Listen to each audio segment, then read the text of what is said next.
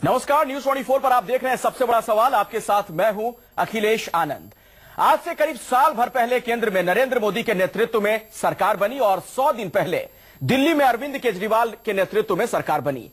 BJP हो या आम आदमी पार्टी, दोनों ने जमकर चुनावी वादे किए थे। दोनों ही पार्टियों से जनता को उम्मीदें भी तमाम थीं। लेकिन इतने दिनों बाद जनता को क्या मिला? दरअसल केंद्र में बहुमत के साथ जब मोदी सरकार बनी तो माना यह गया कि बीजेपी की देश भर में हवा चल रही है। लेकिन दिल्ली चुनाव में अरविंद केजरीवाल ने मोदी का न सिर्फ अश्वमेध रथ रोका, बल्कि बीजेपी को बुरी तरह से यहां मुंह की खानी पड़ी। ऐसे में अब दोनों सरकार के कामकाज की तुलना की जा रही है। वजह यह है कि एक तरफ राजनीति में मोदी मॉडल है, उसकी चर्चा बहुत ज्यादा हुई, वहीं दूसरी ओर केजरीवाल मॉडल। ऐसे में आज हमारा सबसे बड़ा सवाल यह कि क्या मोदी के 1 साल पर छा गए हैं केजरीवाल के 100 दिन? क्या एलजी केजरीवाल की लड़ाई ने आम आदमी पार्टी सरकार के 100 दिन को मुद्दा बना दिया? इन तमाम पहलुओं पर खास मेहमानों के साथ चर्चा होगी, लेकिन सबसे पहले आपको एक रिपोर्ट दिखाते हैं।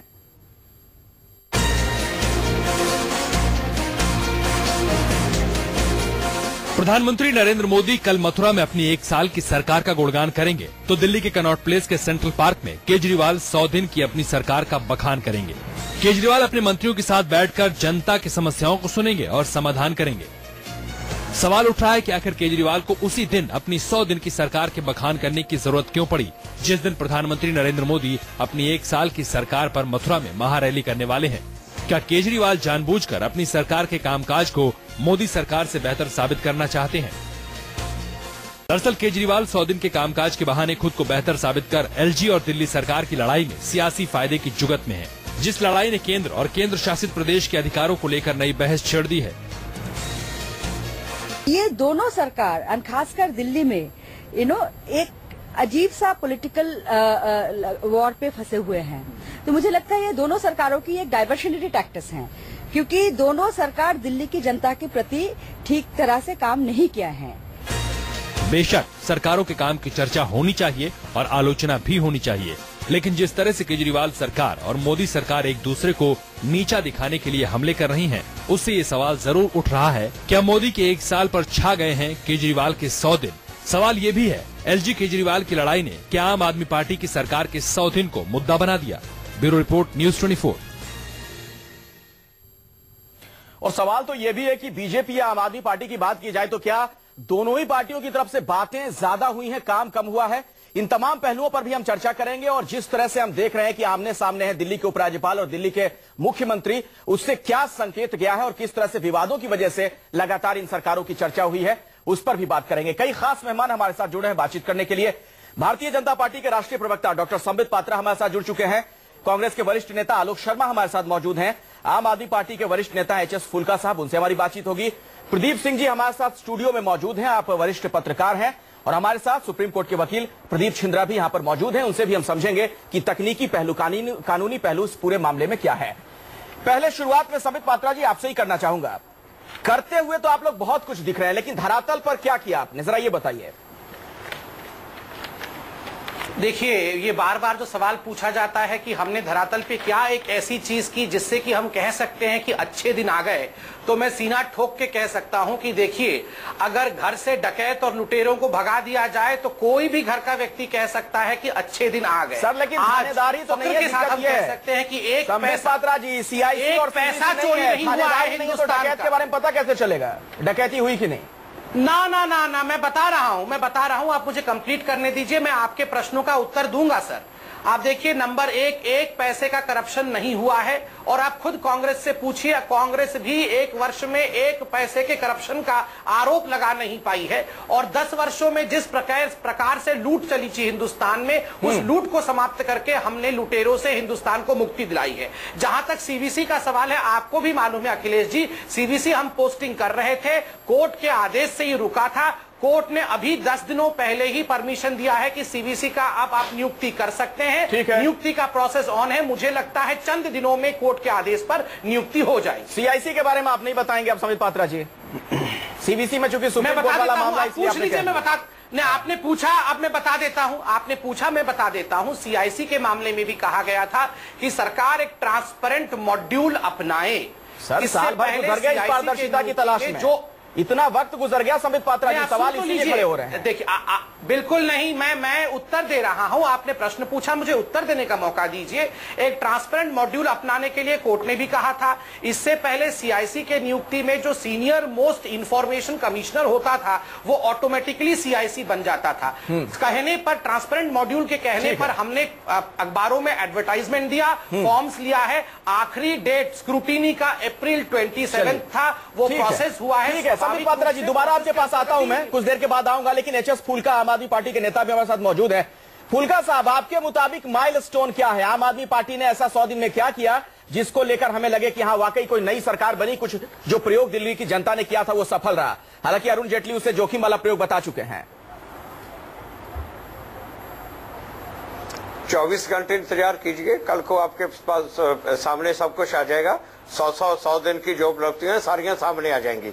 मगर जी आपने जो भ्रष्टाचार की बात की है, इस पर मैं बता दूं कि एंटी करप्शन ब्यूरो जिसको लेके इतनी बड़ी अब विवाद खड़ा किया है, जिसका काम अभी सेंट्रल सरकार रोकना चाहती है, उसमें 36 लोगों को गिरफ्तार किया है और 152 को सस्पेंड किया है। और भ्रष्टाचार के खिलाफ पूरी जोर से जंग चल जारी है और इसी को लेके ये सारे का सारा विवाद खड़ा हुआ था। मैंने आपके चैनल पे पहले भी ये बात कही थी, मगर आज तो ये बिल्कुल साफ अब बाहर आ गई कि जो सेंट्रल सरकार ने एलजी के थ्रू जितना शोर किया है, दरअसल में वो जो एंटी करप्शन, लेकिन शोर की जब आप बात करते हैं ना जो काम था सर, उसको रोकने के लिए मेरा सवाल सुन लीजिए सर। जब आप शोर की बात करते हैं तो सबसे ज्यादा आप ही के पार्टी के नेताओं की याद आती है लोगों को। शुरू से जब से सरकार बनी उसके बाद से जो नूरा कुश्ती चली पार्टी के अंदर, जो हमने देखा जिस तरह की लड़ाइयां हुई, ऐसा लगा कि किसी ना किसी विवाद से आपका पाला पड़ता रहे ताकि आप लोग सुर्खियों में रहें। एक ये भी संकेत गया, एक मैसेज ये भी गया सर। देखो आज तक कभी ऐसा नहीं हुआ कि किसी अफसर की अपॉइंटमेंट हुई हो बिना मुख्यमंत्री के पूछे, मगर आज नहीं, आपकी बात तो सही है, सरकार ने आपकी बात सही है फूलका साहब, उस पर मैं बात करूंगा, लेकिन अरविंद केजरीवाल साहब की लड़ाई सिर्फ तो हम एलजी साहब से तो क्या करें? मीडिया से दिखी, दिल्ली पुलिस से दिखी, उनके अपने पार्टी के लोगों से दिखी। अरे पहले जो बात है, अगर ये ऐसा करती है मोदी सरकार, बिल्कुल गैर संवैधानिक तरीके से करती है, ये नोटिफिकेशन लाती है, जो नोटिफिकेशन से उन्होंने संविधान को ही अमेंड कर दिया, तो हम शोर ना करें तो और क्या करें? अच्छा चलिए, आप बोलेंगे, बताएंगे। आलोक शर्मा जी कर रहे हो, क्या समझाने कर रहे हो? चलिए संबित पात्रा जी आऊंगा आपके पास। सर अपनी बात रखिएगा, आप मुस्कुरा रहे हैं बहुत देर से। लेकिन फुलका जी ने गलत बात कहा है कि कॉन्स्टिट्यूशन को हमने अमेंड कर दिया। फुलका जी आप तो देश के जाने माने वकील हैं, कॉन्स्टिट्यूशन को अमेंड किया क्या नोटिफिकेशन में? नहीं, उसमें क्या मैं समझूंगा। मेरे साथ यहाँ प्रदीप सिंह मौजूद है, सुप्रीम कोर्ट के वकील, मैं आऊंगा उनके पास। संबित पात्रा जी मैं बाद में आता हूँ, जरा पहले एक राउंड हम इस पे बात कर लें सरकार के कामकाज को लेकर। संबित पात्रा जी, आलोक शर्मा हमारे साथ मौजूद है। आलोक शर्मा जी, हालांकि आप तो अब कहीं नहीं है, ना दिल्ली में है ना केंद्र की सरकार में, लेकिन फिर भी जरा बताइए क्या लगता है आपको, ये जो 365 दिन और 100 दिन का मुकाबला हो रहा है, कौन भारी पड़ता दिख रहा है आपको? देखिए मैं समझता हूं अखिलेश जी, एक सरकार जो 1 साल पहले आई थी, वो सरकार, उसके मुहावरे में अगर हम कहें तो ऊंची दुकान और फीके पकवान, वो तो बीजेपी की सरकार रही 1 साल के अंदर। और जहां तक 3 महीने का केजरीवाल साहब का बात है, मैं समझता हूं ऊंची दुकान और सड़े हुए पकवान ये केजरीवाल जी की सरकार रही है। मैं जानना चाहता हूं कि आप 1 साल के अंदर देखिए कि विदेश नीति पर फेल हैं आप, अर्थनीति पर फेल हैं आप किसी भी तरह से ना सामाजिक सौहार्द को बना पाए हैं। आप दिल्ली के अंदर देखेंगे तो 100 दिन के अंदर आप बताइए एक भी टेंडर बिजली से रिलेटेड हुआ हो, पानी से रिलेटेड हुआ हो, आपने जितना रूरल डेवलपमेंट बोर्ड का काम था सारा रोक दिया है। आप बताइए मुझे, हमने 57 रुपए पर डॉलर छोड़ा था, 57 रुपए से आज वो 64 रुपए पर क्यों हो गया है, किसी के पास कोई जवाब नहीं है। केवल विभिन्न मुद्राओं में भाषण दिए जा रहे हैं और एक सरकार 100 दिन से ड्रामा किए चली जा रही है। 100 दिन और 100 विवाद इस केजरीवाल सरकार का इतिहास रहा है। चलिए, तो अगर ऐसा नहीं रहा हो तो आप बता दीजिए मुझे। तो एक तरफ आलोक जी आप कह रहे हैं कि फीके पकवान है, दूसरी तरफ सड़े हुए पकवान है, लेकिन सवाल तो ये भी है कि आपके पास कौन से ऐसे पकवान थे जो जनता ने खाकर आपको शून्य पर ला दिया दिल्ली में। लेकिन मैं अब प्रदीप सिंह जी को यहाँ पर चर्चा में शामिल करना चाहूंगा। प्रदीप जी, बुनियादी सवाल तो ये है कि क्या हम ये तुलना कर सकते हैं 365 दिन के सरकार के कामकाज की और इधर 100 दिन केजरीवाल साहब के? नहीं अखिलेश जी, मेरा मानना है कि ये दोनों के साथ अन्याय होगा। अच्छा। देखिए 1 साल के कामकाज की तुलना केवल 100 दिन के कामकाज से करना ये उचित नहीं है, एक बात। दूसरा, एक राज्य सरकार जो पूरी तरह से राज्य भी नहीं है, उसके कामकाज की तुलना केंद्र सरकार से करना वो भी उचित नहीं है। नहीं, लेकिन जो राज्यों की तुलना करें, साहब से लोहा भी तो लेते हैं, ये भी तो आप देखिए। नहीं, ये इस मायने में तुलना जरूर की जा सकती है कि जिन उम्मीदों के साथ ये सरकारें आई वो उम्मीदें पूरी हुई क्या। तो आप जनता का, मतदाता का व्यवहार देखिए, वो हम आप जल्दी निराश होते हैं, वो समय देते हैं सरकारों को। अगर सरकार ठीक दिशा में भी चलने का संकेत दे रही हो तो मतदाता निराश नहीं होता है। वो एक समय, लंबा समय देता है, 5 साल के लिए उसने चुनकर भेजा है तो उतना इंतजार करने की मानसिक तैयारी में रहता है। लेकिन अगर आम आदमी पार्टी की बात करें तो 100 दिन में ऐसा लगता है कि अरविंद केजरीवाल को अभी इस बात का एहसास ही नहीं हुआ है कि वो अब जंतर मंतर पर नहीं, दिल्ली सचिवालय में बैठ रहे हैं। देखिए, जिस तरह के विवाद वो पैदा करने की कोशिश कर रहे हैं, उनकी पार्टी कर रही है, उससे उनकी सरकार के अच्छे कामों की भी चर्चा नहीं हो पा रही। उसका एक फ्लिप साइड ये है कि वो अपना भी नुकसान कर रहे हैं। सरकार में आते ही पहला झगड़ा अपनी पार्टी के लोगों से हुआ, उसमें न कांग्रेस का कोई योगदान है, न बीजेपी का कोई योगदान है। ठीक है, कैसे आरोप लगा सकते हैं कि उन पार्टियों ने किया? आपका अंदर का झगड़ा था। उसके बाद आप देखिए तो ऐसा लगता है जितने विवाद हैं ज्यादातर में ऐसा लगता है कि जैसे आम आदमी पार्टी विवाद खड़ा करने में ज्यादा रुचि, और ये सर हालांकि दोनों तरफ से लगता है। मैं प्रदीप शिंद्रा को अब चर्चा में जोड़ना चाहूंगा, सुप्रीम कोर्ट के वकील हमारे साथ मौजूद हैं। प्रदीप, जरा मुझे ये बताइए, क्यों ना हमें लगे कि बीजेपी हो चाहे आम आदमी पार्टी हो, जानबूझकर इस तरह से विवादों को बढ़ावा दिया जा रहा है। खासतौर पर जो आज नोटिफिकेशन आया होम मिनिस्ट्री की तरफ से, उसके संदर्भ में मैं आपसे सवाल पूछ रहा हूं, उसका आखिर क्या मतलब है, कैसे देखते हैं आप उसको? देखिए, तीन फंडामेंटल मुद्दे हैं कि आर्टिकल 239 AA, जिसके अंतर्गत union territory of Delhi legislative assembly का प्रावधान है कि जिसके अंतर्गत सब कुछ फंक्शन करता है, उसमें 3 चीजें हैं जो आर्टिकल 239 AA से बाहर हैं, जो लेजिस्लेटिव असेंबली की पावर से बाहर हैं। वो 3 चीजें हैं, पब्लिक ऑर्डर, पुलिस और लैंड। इसके अलावा बाकी सभी चीजों पर लेजिस्लेटिव असेंबली कानून बना सकती है और कानून बनाने के साथ साथ उन पर काम भी कर सकती है। तो एज सच सर्विसेज कॉन्स्टिट्यूशन द्वारा या संविधान द्वारा बाहर, लेजिस्लेटिव असेंबली के बाहर परव्यू से नहीं रखी गई हैं। इस संदर्भ में अगर हम नोटिफिकेशन को देखें तो कहीं एक एडिशनल चीज डाल दी गई है, एक एडिशनल पॉइंट डाल दिया गया है जिसे सर्विसेज का नाम दिया गया है, और उसके पीछे रीजनिंग ये दी जा रही है कि भाई क्योंकि स्टेट लिस्ट में जो सर्विसेज का प्रावधान है, जो स्टेट कमीशन सर्विसेज का प्रावधान है, वो चीज दिल्ली में प्रेजेंट नहीं है, क्योंकि दिल्ली में कोई स्टेट सर्विस नहीं है। दिल्ली में यूनियन पब्लिक सर्विस, दिल्ली में IPS और IAS कैडर्स के ऑफिसर्स हैं, तो इनको कंट्रोल करने के लिए सिर्फ के हैं। जी, तो इनको कंट्रोल करने के लिए सिर्फ यूनियन द्वारा जो प्रावधान बनाए गए हैं वही वाजिब हैं, और इसीलिए लेफ्टिनेंट गवर्नर साहब जो सेंटर के नुमाइंदे हैं, उनको पावर है ये चीज करने की। संबित पात्रा जी, प्रदीप आपकी बात समझ गया। संबित पात्रा जी, जरा मुझे ये बताइए, कहीं कोई मन में मलाल तो नहीं है कि दिल्ली में सिर्फ चूंकि आप लोग 3 सीट पे सिमट गए तो अब पिछले दरवाजे से जरा शासन कर लें, नोटिफिकेशन वगैरह क्यों? देखिए अखिलेश जी, मैं आपको बिल्कुल कायदे से समझाता हूं।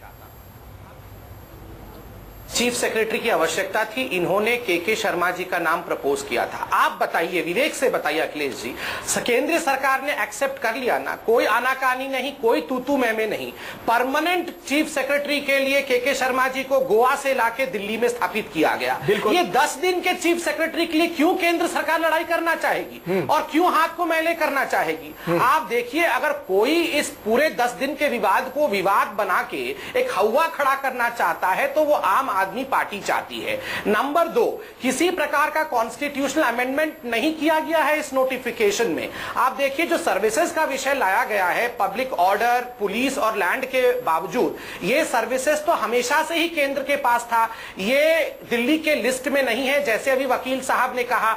और लिस्ट 1 ऑफिसर्स, एंट्री नंबर 70 हमेशा से ही केंद्र के पास था। हमेशा से ही IAS IPS ऑफिसर जो दिल्ली में है, डानिक्स और दानिक्स के जो ऑफिसर्स हैं वो होम मिनिस्ट्री ही कंट्रोल करती है, इसमें किसी प्रकार का लेकिन संबित पात्रा जी, देखिए जेटली जी ने परसों क्लियर किया, जिस संविधान के अनुच्छेद का उल्लेख बार बार किया जा रहा है 393AA4 का जिक्र किया जा रहा है, उसमें यह भी प्रावधान है कि अगर नियुक्तियों को लेकर किसी तरह का कोई विवाद हो, हालांकि एलजी नियुक्ति करे तो काउंसिल ऑफ मिनिस्टर्स को भरोसे में लेकर, लेकिन अगर विवाद हो वो उस मामले को राष्ट्रपति के पास भेजें और जब तक वहां पर ये पेंडिंग है तब तक एलजी का जो फैसला है वो मान्य होगा। तो यहां पर उपराज्यपाल भी ऐसा करते तो नहीं दिख रहे हैं फुल्का साहब? 239AA। देखिए ये जो आईएएस अफसर हैं इनकी कंट्रोलिंग अथॉरिटी, अपॉइंटमेंट और रिमूवल अथॉरिटी सेंट्रल सरकार है, मगर जब ये आईएएस अफसर को किसी एक स्टेट में जहां गवर्नमेंट में उनके पोस्ट को कर देते हैं तो उसके बाद उनकी वर्क एलोकेशन पूरा का पूरा काम उस गवर्नमेंट का हो जाता है। जैसे जो कोई आईएएस अफसर को पांडिचेरी में पोस्ट कर दिया, ट्रांसफर की होम मिनिस्ट्री ने, मगर उसके बाद पांडिचेरी का जो चीफ मिनिस्टर है वो उसकी पोस्टिंग और वर्क एलोकेशन करेगा। ऐसे ही अगर वो किसी आईएएस अफसर को दिल्ली में पोस्ट कर दिया, अब दिल्ली में उसको पोस्ट कर दिया, दिल्ली में भेज दिया, उसके बाद उसको कौन सा काम देना है वो दिल्ली का मुख्यमंत्री फैसला करेगा। मगर अब उन्होंने क्या किया है, ये जो 21 मई को जो नोटिफिकेशन निकाली है, 21 मई को मैं पूरा कर दूं 21 मई को जो नोटिफिकेशन निकाली है इसमें कह दिया कि 98 की नोटिफिकेशन को रद्द कर दिया, 1993 की नोटिफिकेशन को अमेंड कर दिया और ये कह दिया कि पूरे के पूरे अधिकार ये सिर्फ आईएएस अफसर या दैनिक्स के ऊपर नहीं, ये नोटिफिकेशन को इतना ज्यादा मतलब वाइड कर दिया इन्होंने कि यहाँ पे क्लर्क और चपरासी वो भी सीधा एलजी करेंगे। लेकिन आलोक शर्मा जी एक सवाल ये भी है, ये जो तूतू मैंने देख रहे हैं, हाँ समित पात्रा जी 20 सेकंड में सर अपनी बात कंप्लीट इसको डेमोलिश करना है मुझे। हाँ बोलिए 20 सेकंड में डेमोलिश, 20 सेकंड में डेमोलिश मत देखिए ये वर्ड आप मैं फुल्का साहब से पूछना चाहता हूं, एक क्लर्क का नाम बता दे, कोई एक क्लर्क का पोस्ट बता दे जो कि एलजी ने पोस्ट किया है। ये बिल्कुल डिसइंफॉर्मेशन है कि क्लर्क भी अब एलजी पोस्ट करेंगे। पावर तो आपने ले ली ना, कह रहे हैं कि काम पावर तो आपने ले लिया है, किसी भी सिविल सर्वेंट की नोटिफिकेशन में पूरी पावर ले ली है। अच्छा ये बताइए समित पात्रा जी, जो एक सेकंड फुल्का साहब मैं आप के विषय को रख रहा हूं, एक चीज बताइए, उसका कंट्रोल भी आप अपने हाथ में क्यों लेना चाहते हैं समित पात्रा जी? कोई नहीं ले रहा है, कहीं नहीं लिखा हुआ है नोटिफिकेशन में कि जो काम आईएएस या आईपीएस अफसर करेगा ये एलजी बताएंगे, केवल ट्रांसफर। मतलब आप कुछ और बात कह रहे हैं, फुल्का साहब कुछ और बात कह रहे हैं। आलोक शर्मा जी मेरा बड़ा सीधा सवाल है, क्या जानबूझकर ये नूरा कुश्ती की स्थिति पैदा की जा रही है? और यही एक बड़ी वजह है कि आज केजरीवाल साहब के 100 दिन की चर्चा होने लगी, 100 दिन के कामकाज की। विवादों को क्या जानबूझकर हवा दिया जा रहा है? मुद्दे इसमें भटक जाएं, जनता के जो बुनियादी मुद्दे हैं। आलोक शर्मा जी देखिए अखिलेश जी, मुझे ऐसा लगता है कहीं ना कहीं भारतीय जनता पार्टी का और पार्टी केजरीवाल की नूरा कुश्ती लगती है मुझे। अपने एक साल के जो भी उन्होंने वायदे किए थे पूरे नहीं कर पाए हैं, उनको छुपाना चाहते हैं कहीं ना कहीं। और पार्टी केजरीवाल जो कहती थी कि 49 दिन में हमने दिल्ली को बदल दिया, इनसे पूछना चाहता हूं, कल आप ड्रामा करने जा रहे हैं कैनॉट प्लेस में, अभी तक 4 महीने होने को आए हैं, आपने अपने राज्य का बजट क्यों नहीं प्रस्तुत किया है? एक केंद्र सरकार है जिसने तमाम तरह के बजट में जो सोशल सेक्टर था, हेल्थ था, एजुकेशन था, वुमेन एंड चाइल्ड था, सभी का जितना पैसा था उसमें कटौती कर दी। आपने तमाम विकास के कार्य रोक दिए। पिछले एक साल के अंदर एग्रीकल्चर ग्रोथ रेट 3 से घटकर 1% पर आ गई। दूसरी तरफ पार्टी केजरीवाल ने दिल्ली रूरल डेवलपमेंट बोर्ड को समाप्त कर दिया। तमाम तरह के लेकिन आलोक शर्मा जी चूंकि आप विपक्ष में हैं तो दोनों पार्टियों पर निशाना साध रहे हैं, लेकिन जरा मुझे ये बताइए आलोक जी, सर सवाल सुन लीजिए, कम से कम दोनों सरकारों में ये तो लग रहा है कि कुछ ना कुछ काम हो रहा है, पॉलिसी पैरालिसिस की स्थिति तो नहीं है? नहीं, अगर यही काम है कि 57 रुपए से $64 पे पहुंच जाए तो बेहतर है कि काम ना किया जाए। देखिए अगर एग्रीकल्चर ग्रोथ रेट 3 से 1% जो आलोक शर्मा कह रहे हैं उससे एक सवाल ये तो खड़ा होता है कि कहां तो लग रहा था कि मोदी साहब के पास अलादीन का चिराग है, लेकिन स्थितियां तो वही है। अगर मैं हकीकत में बात करूं, पेट्रोल के दाम को लेकर एक बार उन्होंने कहा था मोदी साहब ने कि मैं नसीब वाला हूं इसलिए उनकी कीमतें कम हो रही, फिर से हम देख रहे हैं कीमतें भाग रही हैं, रुपए की हालत सबके सामने है।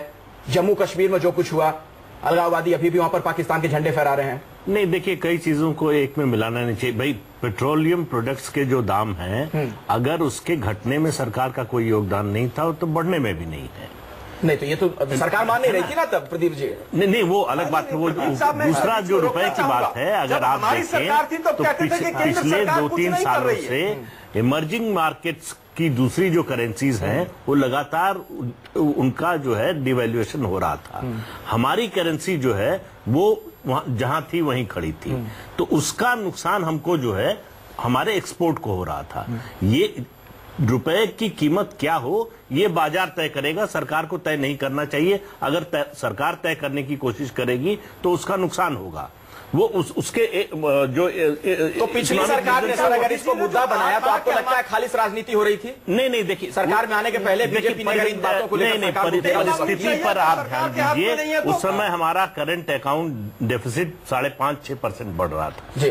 तो हमारा जो फिस्कल डेफिसिट था वो 5.5-6% पे, तो उस समय क्या इकोनॉमिक कंडीशंस थी और आज स्थिति ये है कि सीपीआई हो या डब्ल्यूपीआई हो कंट्रोल में है, फिस्कल डेफिसिट कंट्रोल में है, करंट अकाउंट डेफिसिट जो परमिसिबल या ठीक लिमिट होनी चाहिए उसमें है। तो ऐसी स्थिति संकेत है अच्छे दिनों के, ये आप कहना चाह रहे हैं? देखिए, एक कोशिश निश्चित रूप से जो 1 साल पहले स्थिति थी उससे बदलाव आया है। लेकिन अगर आप ये कहें कि जो उम्मीद थी, जो आपने कहा ना कि जादू की छड़ी, ये माहौल ये बनाया गया, माहौल ये बनाया गया कि झोपड़ी पर छड़ी घूमेगी वो महल हो जाएगा, वो नहीं हो रहा है। तो जो जैसी उम्मीद थी वैसा नहीं हुआ है। लेकिन ऐसा कहना कि कुछ भी नहीं हुआ है ये भी सही नहीं। चलिए ठीक है, एक ब्रेक के लिए रुकना पड़ेगा आलोक जी, उसके बाद मैं आपके पास आऊंगा। आम आदमी पार्टी से भी कई सवाल खड़े होंगे क्योंकि विवाद तो तमाम हुए, बातें तमाम हुई हैं, लेकिन वो वादे जो किए गए थे खासतौर पर जन लोकपाल के संदर्भ में, उसका क्या हुआ?